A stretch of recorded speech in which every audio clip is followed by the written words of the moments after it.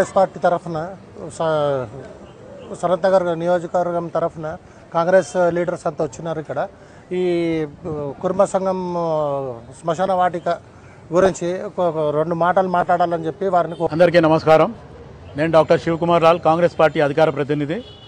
అదే కాకుండా సనత్ నగర్ కాన్స్టిట్యున్సీ బన్సరాల్పేట్ డివిజన్లో సిసి నగర్ అంటే చాచా నెహ్రూ నగర్ ఏరియాలో ఒక కుర్మ సంఘం విషయాన్ని బాగా పెద్ద ఎత్తున దుమారం ఎత్తడం జరిగింది. దీని విషయమై మొన్న ఒక వారం రోజుల క్రితం అనుకుంటా తొలివేలుగు రఘు మరియు పాషం యాదగిరి గారు, అదే కాకుండా పృథ్వీరాజ్ యాదవ్, తర్వాత ఇంకా తదితరులు కొంతమంది కుర్మ సంఘంకేని కూడా వాళ్ళందరూ వచ్చి కూడా మాట్లాడడం జరిగింది.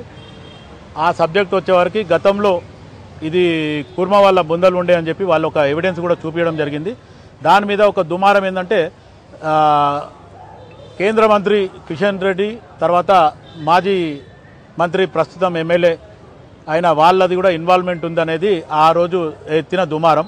ఆ దుమారంలో దానికి మళ్ళీ దానికి కౌంటర్ పార్ట్గా వచ్చి నాకు తెలియదని చెప్పి ప్రస్తుతం ఉన్న ఎమ్మెల్యే గారు చెప్పడం జరిగింది. కానీ నా ఉన్న ఉద్దేశం ప్రకారం ఏంటంటే గత 94 నుంచి ఆయన ఎమ్మెల్యేగా కానీ మంత్రిగా కానీ మన ఏరియాలో ఉన్నాడు.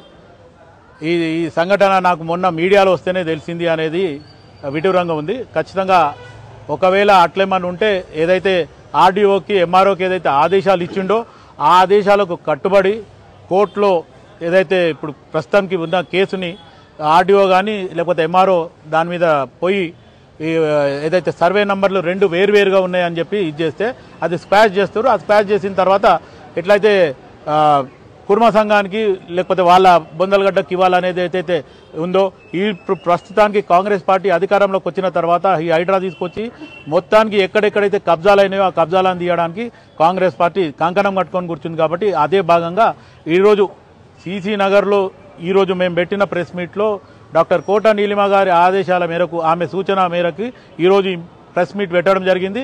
ఖచ్చితంగా ఏదైతే కుర్మ సంఘం వాళ్ళకి రావాల్సిన బొందలగడ్డ వాళ్ళకి ఖచ్చితంగా వచ్చేలాగానే ప్రయత్నించాలా.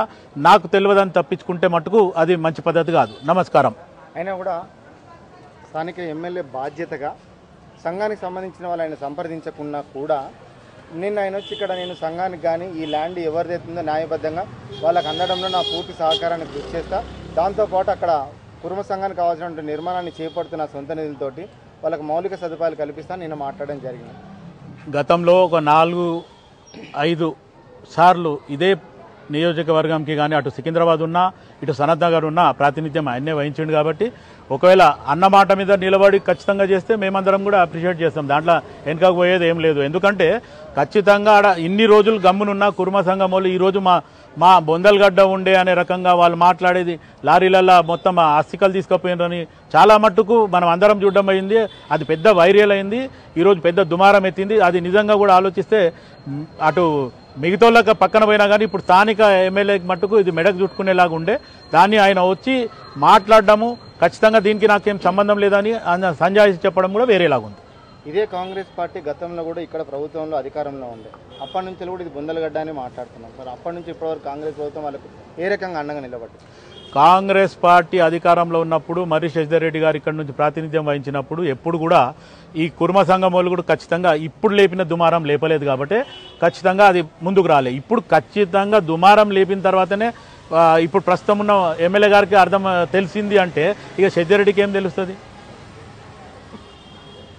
కాబట్టి ఇప్పుడు మీరు ఈ దుమారం దిక్కేలే కాంగ్రెస్ పార్టీ ఇప్పుడు ఇన్వాల్వ్మెంట్ అయిందంటారు. ఖచ్చితంగా ఈడ లోకల్గా ఉన్న వాళ్ళకి కూడా చాలా మంది ఆడ బొందలగడ్డ ఉందనేది కూడా చాలా మందికి ఇప్పుడు పుట్టిన వాళ్ళకి ఈ మధ్యన అంటే ఒక 35 సంవత్సరాల లోపల ఉన్న వాళ్ళకి ఎవరికి కూడా ఆడ బొందలగడ్డ ఉన్నట్టు ఐడియా లేని పరిస్థితి. ఇప్పుడు మాకు దానికంటే ఎక్కువ పైబడి 50+ ఉన్న వాళ్ళకి అందరికీ ఆల్మోస్ట్ ఆల్ ఐడియా ఉంది ఇక్కడ ఉండే అని. ఇప్పుడు అట్లా అనుకుంటే ఇప్పుడు మనం నిలబడ్డ స్పాట్ కూడా బొందలగడ్డనే. ఈ జేకే ఎయిర్ కటింగ్ వరకు గాంధీనగర్ డెడ్ ఎండ్ ఏదైతే ఉందో మిగతా ఇదంతా కూడా బొందలగడ్డనే ఒకప్పుడు.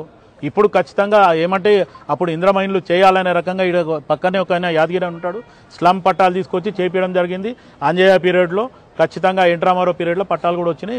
ఇది అంతా పాష్ కాలనీ లాగా అయిపోయింది. ఒకప్పుడు ఇదంతా కూడా స్లమ్మే బొందలగడ్డ అని. ఇప్పుడు మనం బొందల మీదనే నిలబడ్డట్టు ఒక రకంగా ఆలోచిస్తే ఏదైతే బన్సల్పేట ప్రధానంగా హిందూ స్మార్ట్కి ఒక చిహ్నంగా మారిపోయింది, అటువంటి బొందలగడ్డలో చిన్నపిల్లల్ని బొందలు పెట్టడానికి ప్లేసే లేని పక్షంలో అక్కడ లైవ్లో కూడా చాలా వరకు కూడా కబ్జాలకు పాల్పడతా ఉన్నారు. దాని మీద కాంగ్రెస్ పార్టీ ఏ రకంగా స్పందిస్తుంది? ఖచ్చితంగా కాంగ్రెస్ పార్టీ ఇప్పుడు ప్రస్తుతం ఉన్న కోట నీలిమ గారు కూడా ఇటువంటి వ్యతిరేకం. మొన్న మీరు చూస్తుండే లేదు, బ్రహ్మన్వాడిలా ఒక రోడ్ని కబ్జా చేసి అపార్ట్మెంట్ రోడ్ కడుతుండు, 5 బ్లాకులు చేసిండ్రు అంటే దాంట్లో నిజంగా కూడా సంచలనమైన వ్యాఖ్యలు బయటకు వచ్చినాయి. ఒకరికి 4 కోట్లు, ఒకరికి 48 లక్షలు, ఇంకొకరికి అంటే స్థాయి ప్రకారంగా లీడర్లకు డబ్బులు పోయినాయనేది కూడా మేము అక్కడ వినడం జరిగింది.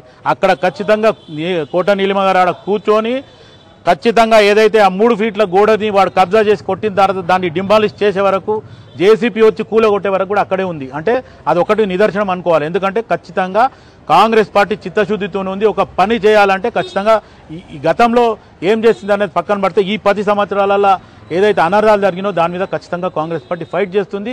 పోయిన భూములను కానీ లేకపోతే ఆక్రమణలన్నీ కూడా పక్కా ఖచ్చితంగా తీసుకుంటారు. ప్రధానంగా కూడా బన్సాల్పేటలో చిన్నపిల్లల శ్మశాన వాటికని మహాప్రస్థానం చేయాలని అక్కడ నిర్వాహకులది చాలా డిమాండ్, చాలా రోజున ఉంది. ప్రభుత్వాలు మారుతున్నాయి కానీ ఆ పరిస్థితి మాత్రం ఇప్పటివరకు అలాగే ఉంది. దాని మీద ప్రస్తుతం ఏదైతే శ్మశాన వాటిక చిన్నపిల్లలను పెట్టేది అది నిజంగా కూడా చాలా పెద్దగా ఉండే, కొంచెం చాలా కబ్జాకు గురైంది. ఇప్పుడు ప్రస్తుతానికి అక్కడ ఎవరైతే నిర్వాహకులు ఉన్నారో వాళ్ళు పెద్ద ఎత్తున వాళ్ళ ఆర్గనైజేషన్ లేకపోతే వాళ్ళ లెటరేట్ మీద రాసి ఖచ్చితంగా కోట నీలిమ గారికి ఇస్తే మంత్రికి సపోర్ట్ చేసో ఈ విషయంలో మటుకు అందరికీ అవసరమే. అది చిన్న పిల్లలు ఎవరైతే మరణిస్తుండ్రో వాళ్ళకి బొందలగడ్డ అవసరము, వేరే దగ్గర ఎక్కడ కూడా ప్లేస్ లేదు. ఖచ్చితంగా మన దగ్గర బన్సలాల్పేటలో ఉంది, అది నిజంగా కూడా అవసరము, అది నిజంగా కూడా కాపాడుకోవాలి. ఖచ్చితంగా మేము కూడా డాక్టర్ కోట నీలిమ గారు చెప్పి ఎవరైతే నిర్వాహకులు ఉండో వాళ్ళు మా దగ్గరికి రాబండి, లేకపోతే నీలిమ గారి కన్నా పోయి ఇస్తే దాన్ని బట్టి మేము పర్సూ చేయడానికి మేము ముందు సహకరిస్తాం.